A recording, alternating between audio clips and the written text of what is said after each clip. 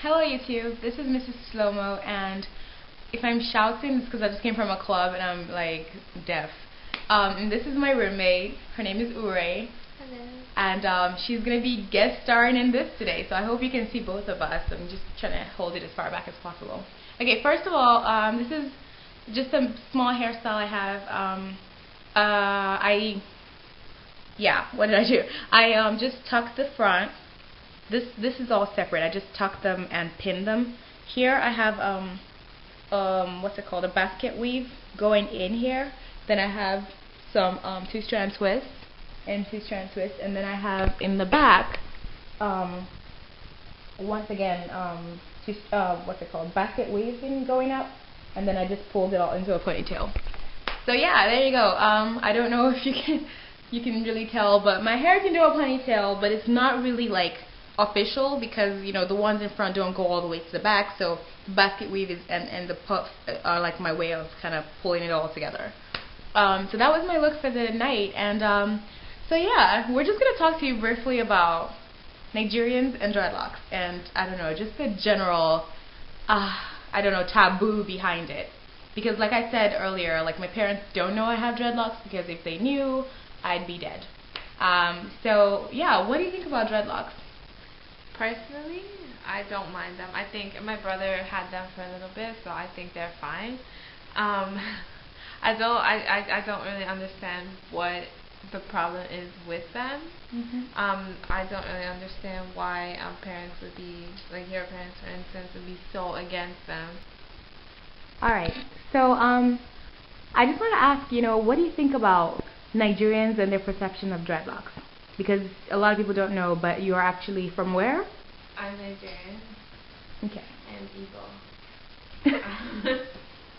No, I mean, it's always, I think growing up, like it was always kind of like, oh, the people with what we call ishidaga, or dreadlocks were kind of, it wasn't always like socially accepted.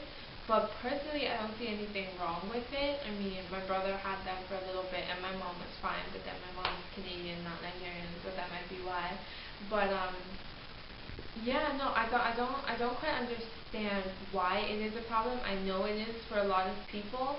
I guess maybe because it's the general idea. A lot of what they see with locks is this very unkempt looking kind of thing, like they don't really understand how much work goes into it and how neat a lot of the locks actually are.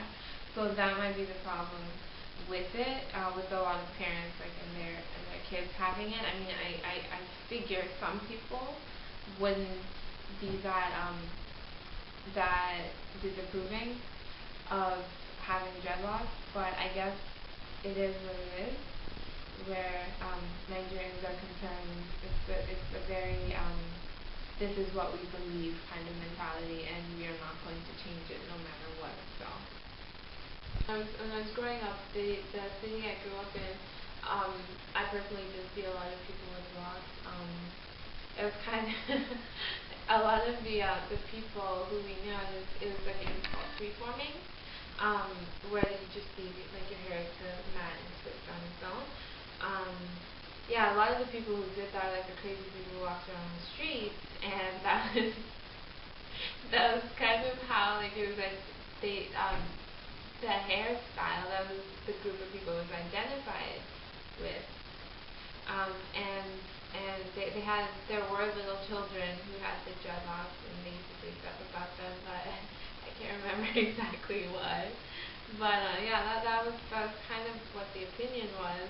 Because a lot of it was based, like I said before, is really, they saw this really messy, kind of unkempt looking hairstyle, and that's kind of, so I guess that might be where it comes from. I personally don't know. Like I said, I do not care what you do with your hair. Yeah, but I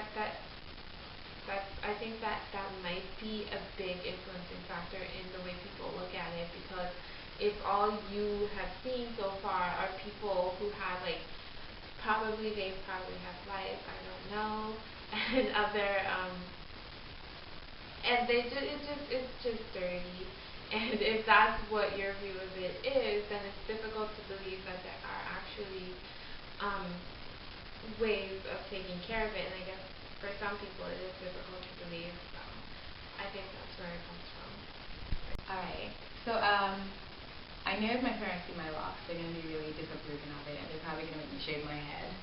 But I have to live for me, you know. I can't be scared to do anything in my life because my parents are going to, you know, ground me at my age, and I'm pretty darn old, you know. So it's like I'm in grad school, I only live once, and I can't keep living for somebody else. You know, and this is how I wanted to do my hair. I went natural, and it was really hard for me to maintain it, and I would try to style it, and I was buying all these products, and I was like, why didn't I just lock it? It's gonna, you know, every time my hair grew, it just shrunk right back into itself anyway, you know, like, this way it gets longer, I feel like it's getting longer, I see the difference, and I love locks. I've always wanted locks. I wanted them in high school, and I asked my dad, and he said if I ever got them, he would shave them off my head, like. And my response was, we've lived in South Africa, we've lived in Zimbabwe. South Africans are very into like being natural and dreadlocks, and they embrace it all. They're very into their culture, and they love being African. They don't want to, you know, that's the difference with Nigerians, I think. Nigerians, it's like, you're natural if you're in the village, you know. Once you come to the city, you throw a perm in that hair, and you get the weave, and I mean, you find people hawking goods on the street, like, by hawking, I mean, like, selling, you know, food stuff and things like that, and they got weaves in their hair, you know, like, I remember taking out my weave once, and I had this lady go, oh, my daughter could use that, I love that hair, you know, it doesn't shed, can I, and they took it out of my hair, and it was dirty, that's why I took it out, and they sewed it in the little girl's hair, and it's like, you start them at such a young age. Okay, this is not a waste conversation. The point I'm trying to make is, I asked my dad, you know, like, why you had a boss who has beautiful dreadlocks, gorgeous woman, and neat, smart woman, educated, and you had no problem with this woman because she was good at her job. So why should my hair hinder my performance or hinder, you know, what people think of me? If I keep my hair neat, keep the, you know, all the extra dirt and lint and all that stuff builds up out of my hair, and my hair smells good, and I'm not dirty like what people think dreadlocks are, then why should it be a problem, you know? I kind of want to be accepted for me. I don't need, you know, it just irritates me, and the whole, like, you know, my mom, I know her perception would be, people will think, you know, we have let you go wayward if you have dreadlocks. You know, it's like the same thing with the tattoos. It's like, okay, yeah, my mom, you know, pulls out the scripture on the tattoos and everything, and I get her point, you know, but then I think of tribal marks, and I think of all the African tribal marks we used to do. Forget the medicinal tribal marks. Think of the ones that's like, they have this, and you know, okay, these people are from the Oyo state, you know, this is their tribe. That's the tribal mark, you know? And I have a friend, he's got 2 marks here and like 3 in the back, and his grandmother did it to him when he was born, and it was for like protection, you know? So it's like Africa and tattoos, once again, not a conversation for that. So I guess what I'm trying to say is, I don't know, I kind of at this point don't care what Nigerians think about dreadlocks, because I'm going to do me. And I guess if I can be an ambassador for my country so people here in America don't think all Nigerians are like out to get the mugu and out to do yahoo and all that stuff, and you know, con people out of money, you know, I'm an ambassador for that. I want to show Nigerians are this way, and we're not all just, you know, the horrible idea people think we are. But at the same time, I want to go back to Nigeria and show them, you know, dreadlocks are this way. I don't have to be Rasta. Ooh. And what is this Rasta thing? Every time you say something about dreadlocks in Nigeria, the first thing is, what is this Rasta hair? That's what my dad said when he saw the picture on BBM.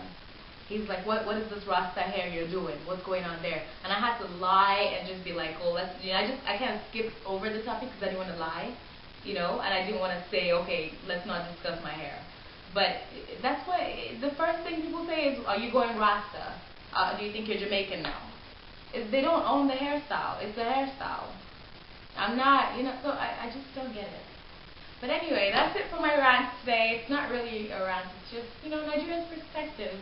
But thanks for watching. I hope you like my hair. And happy holidays, Merry Christmas in advance, and Happy New Year in advance. Bye.